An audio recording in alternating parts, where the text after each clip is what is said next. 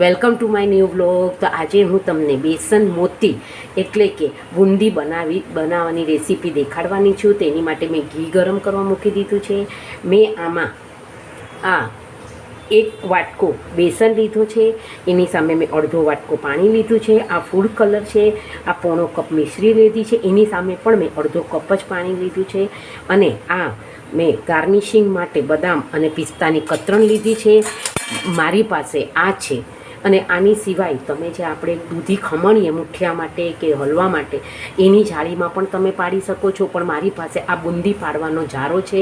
આની મદદથી હું બુંદી પાડીશ. આ મેં ઘી ગરમ કરવા મૂકી દીધું છે. હું આનું મિશ્રણ બનાવી અને એમાં 2 ચમચી ઘી પધરાવીશ ગરમ.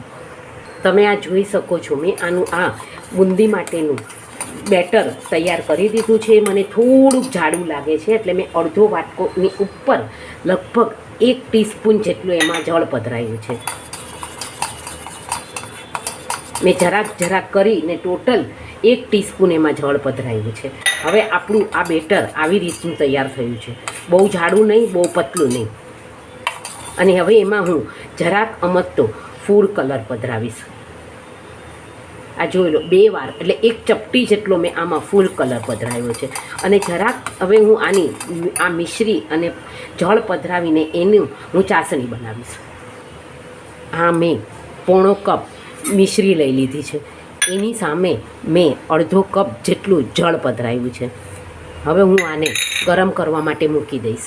આને કોઈ તાર થવા દેવાનો નથી, પરંતુ ચીકાશ પડતી થાય ત્યારે એમાં આપણે બુંદી પધરાવી દઈએ. અને આ બેટરમાં મેં આટલો ચપટી જેટલો સોડા પધરાવ્યો છે. આ તમે જોઈ શકો છો. મેં ચેક કર્યું તો આપણું ઘી ગરમ થઈ ગયું છે. હવે હું આ જારાની મદદથી એમાં બુંદી પાડીશ.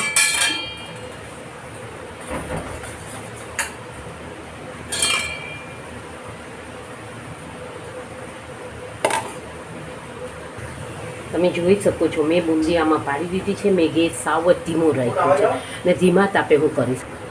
તમે જોઈ શકો છો આપણી બુંદી ઘીમાં તળાઈને રેડી થઈ ગઈ છે. હવે હું એને ચાસણીમાં પધરાવીશ. હું એને આ એક સરખી હલાવતી રહું છું. આને મેં સ્લો ટુ મીડિયમ ગેસ ઉપર જ હલાવતી રહું છું.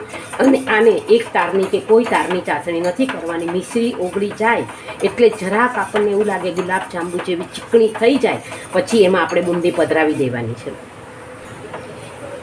તમે જોઈ શકો છો આમાં હવે જરાક અમથા ક્રિસ્ટલ છે મિશ્રીના. હું એને કન્ટિન્યુઅસ હલાવું છું અને હમણાં હું તમને દેખાડીશ કે આ થોડીક ચીકાશ પડતી થાય પછી એમાં ગેસ બંધ કરી અને આપણે જે આ ઘીમાં તળેલી બુંદી છે એ પધરાવી દેવાની છે.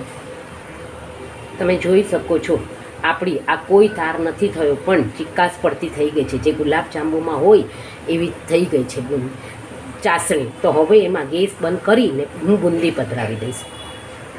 હવે મેં આમાં બુંદી પધરાવી દીધી છે. હવે હું જરાક વાર માટે ગેસ ગરમ કરીશ અને થોડી હજી ચાસણીને બળવા દઈશ. આનાથી આપણે એકદમ રસરસી બુંદી થશે. તમે જોઈ શકો છો મેં 5 મિનિટ માટે હલાવ્યું એટલે આપણી બુંદી એકદમ સરસ થઈ ગઈ છે. હવે ઠરશે એટલે એક દાણો છૂટો થઈ જશે.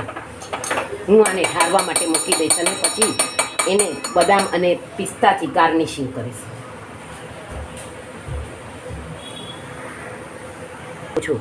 આ તમે જોઈ શકો છો આપણી બુંદી તૈયાર છે. હજી ગરમ છે. ઠરે પછી તમે આ જ રીતે આના લાડવા પણ વાળી શકો છો. હું એને બદામ અને પિસ્તાની કતરણથી ગાર્નિશિંગ કરું છું.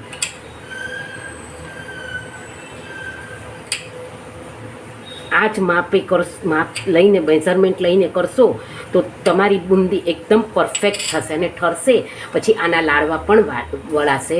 Thank you for watching my video. Like, share and subscribe.